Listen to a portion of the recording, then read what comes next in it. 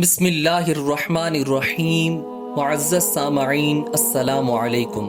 حضور نبی کریم صلی اللہ تعالی علیہ وآلہ وسلم نے ارشاد فرمایا، اصحابک النجوم، میرے صحابہ ستاروں کی مانند ہیں۔ آج انہی اسٹارز میں سے ایک روشن اور چمکدار ستارے کاتب وحی حضرت سیدنا امیر معاویہ رضی اللہ تعالی عنہ کا ذکر خیر کیا جائے گا۔ آپ رضی اللہ تعالی عنہ کا نام نامی اسم گرامی معاویہ ہے اور کنیت ابو عبد الرحمن ہے، جبکہ لقب ناصر لدین اللہ یعنی اللہ کے دین کے مددگار ہے، اور ناصر لحق اللہ یعنی اللہ کے حق کے مددگار بھی آپ کا لقب ہے، اور یہی زیادہ مشہور ہے۔ ایک مشہور قول کے مطابق آپ کی ولادت بعثت مبارکہ سے 5 سال قبل تقریباً 604 عیسوی کو مکہ مکرمہ میں ہوئی۔ آپ کے والد گرامی کا نام حضرت ابو سفیان ہے، جو خود جلیل القدر صحابی ہیں، اور آپ کی والدہ کا نام حضرت ہندہ رضی اللہ تعالی عنہا ہے۔ آپ بھی شرف صحابیت سے فیض یاب ہوئیں۔ آپ کے والدین نے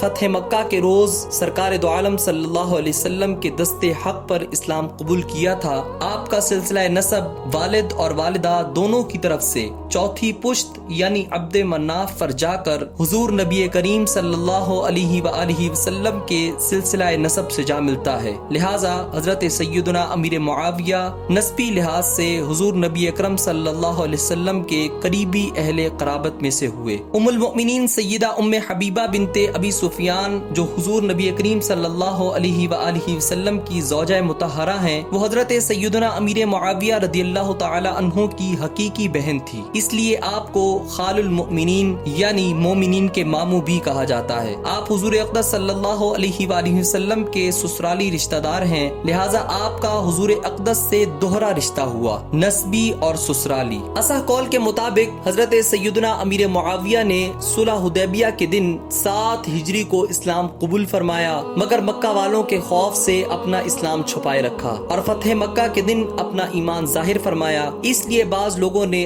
آپ کو فتح مکہ کے مومنوں میں شمار کیا ہے۔ اسلام قبول کرنے کے بعد آپ رضی اللہ تعالی عنہ اسلام کی سربلندی کے لیے کوشاں ہو گئے۔ غزوہ حنین میں نبی کریم صلی اللہ علیہ وآلہ وسلم کی معیت میں آپ نے جہاد فرمایا، اور حضور اقدس صلی اللہ علیہ وسلم نے آپ کو حوازن کے مال غنیمت میں سے 100 اونٹ اور 40 اوقیہ سونا عطا فرمایا۔ اسی طرح منکرین ختم نبوت کے خلاف جنگ یمامہ میں بھی آپ نے شرکت فرمائی۔ حضرت سیدنا امیر معاویہ رضی اللہ تعالی عنہ سے نبی کریم صلی اللہ علیہ وآلہ وسلم کی 163 احادیث مروی ہیں۔ آپ ہوشیاری، علم و دانائی، فہم و فراست میں یکتا زمانہ تھے۔ آپ کی فضیلت میں بہت سی احادیث وارد ہیں، جیسا کہ ابن عساکر کی روایت ہے کہ نبی کریم صلی اللہ علیہ وآلہ وسلم نے فرمایا، اے معاویہ، جو تیری فضیلت میں شک کرے وہ قیامت کے روز یوں اٹھایا جائے گا کہ اس کے گلے میں آگ کا توق ہوگا۔ اسی طرح ترمذی شریف میں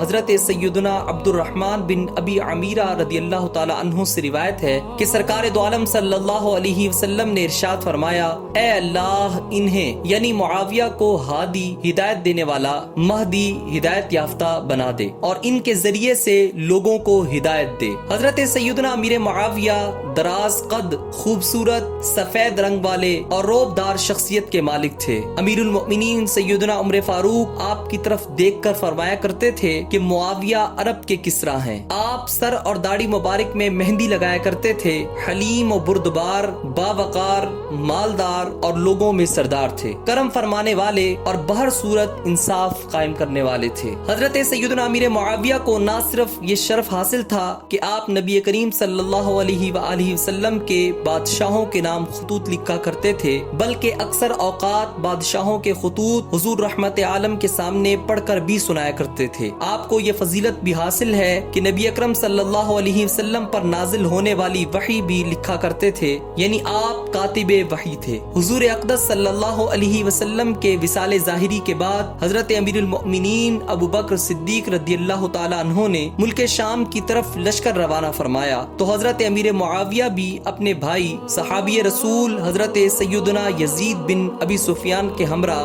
ملک شام چلے گئے۔ جب امیر المؤمنین عمر فاروق کے دور میں ملک شام فتح ہوا تو سیدنا فاروق اعظم نے سیدنا یزید بن ابو سفیان کو ملک شام کا حاکم مقرر فرما دیا۔ حضرت یزید بن ابی سفیان کے وصال کے بعد فاروق اعظم رضی اللہ تعالیٰ عنہ نے امیر معاویہ کو گورنر مقرر کر دیا۔ حضرت سیدنا امیر معاویہ نے 40 سال حکومت فرمائی۔ حضرت فاروق اعظم کے دور میں 4 سال دمشق کے امیر رہے۔ 12 سال سیدنا عثمان غنی کے دور خلافت میں پورے ملک شام کے والی رہے۔ پھر تقریباً 4 سال حضرت سیدنا علی المرتضیٰ کے زمانہ خلافت میں اور 6 ماہ حضرت سیدنا امام حسن مجتبی کے دور خلافت میں شام کے والی رہے۔ اس کے علاوہ 20 سال آپ خلیفہ رہے۔ یوں تقریباً 40 سال آپ کی حکومت رہی۔ حضرت سیدنا امیر معاویہ کے زمانہ خلافت میں اسلامی سلطنت خراسان سے مغرب میں واقع افریقی شہروں اور قبرص سے یمن تک پھیل چکی تھی۔ حضرت سیدنا امیر معاویہ کے سنہری دور کے بارے میں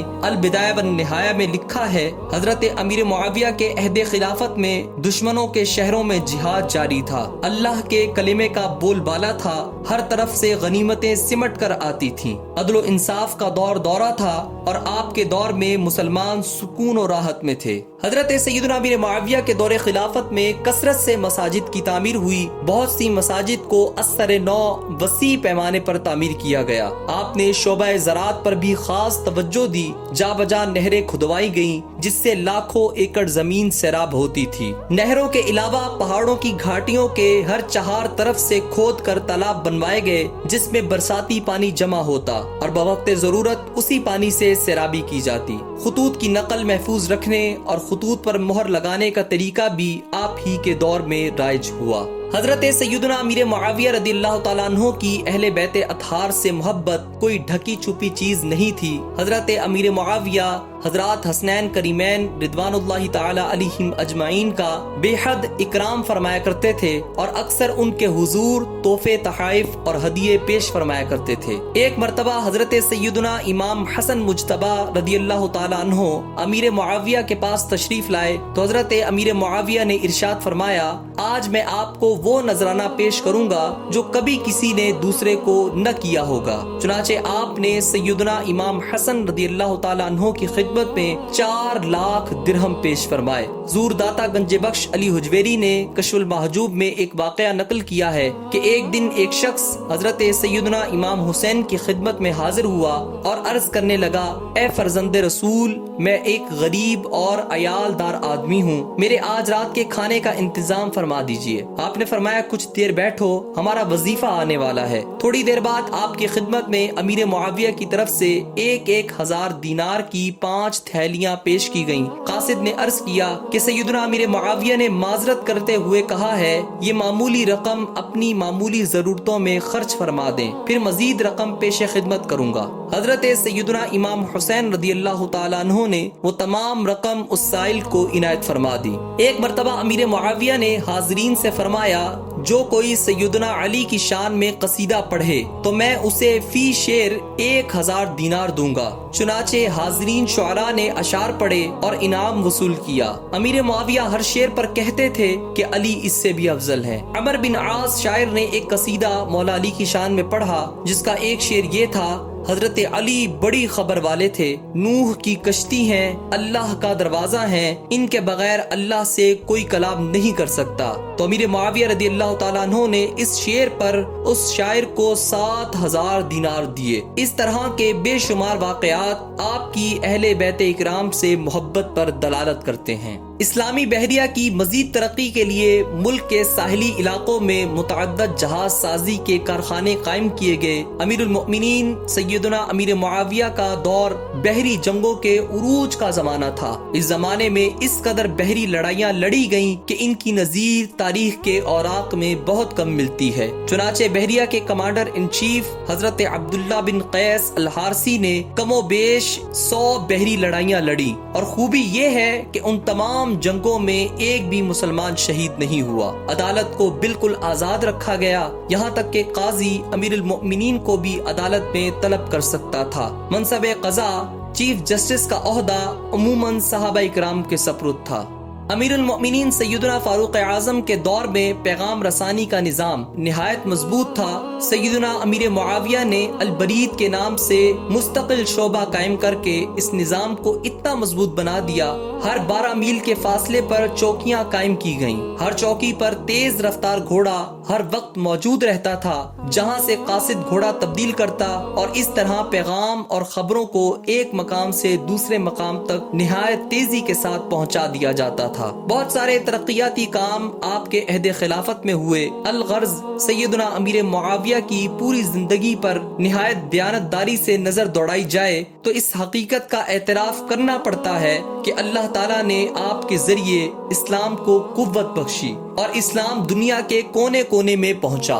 حضرت سیدنا امیر معاویہ رضی اللہ تعالیٰ عنہ کی وفات ایک قول کے مطابق 22 رجب المرجب بروز جمعرات سن 60 ہجری میں ملک شام کے مشہور شہر دمشق میں ہوئی۔ بوقت وصال آپ کی عمر مبارکہ 78 سال تھی۔ حضرت سیدنا امیر معاویہ کے پاس حضور اقدس صلی اللہ علیہ وسلم کا مبارک کرتا، ایک تہبند، ایک چادر، منہ مبارک اور مقدس ناخن تھے۔ آپ نے وصال سے قبل وصیت فرمائی کہ ان مقدس کپڑوں میں مجھے کفن دیا جائے اور ناخن شریف اور منہ مبارک میرے منہ اور ناک پر رکھ دیے جائیں اور مجھے ارحم الراحمین کے حوالے کر دیا جائے۔ چنانچہ آپ کو آپ کی وصیت کے مطابق کفن دیا گیا۔ آپ کی نماز جنازہ صحابی رسول حضرت سیدنا ضحاک بن قیس نے پڑھائی اور دمشق میں باب صغیر کے پاس مدفون ہوئے۔ آپ کا مزار آج بھی زیارت گاہ خاص و عام ہے۔ اللہ تعالیٰ سے دعا ہے کہ اللہ تعالیٰ ہمیں حضرات صحابہ اکرام کا ادب اور ان کی محبت نصیب فرمائے، آمین یا رب العالمین۔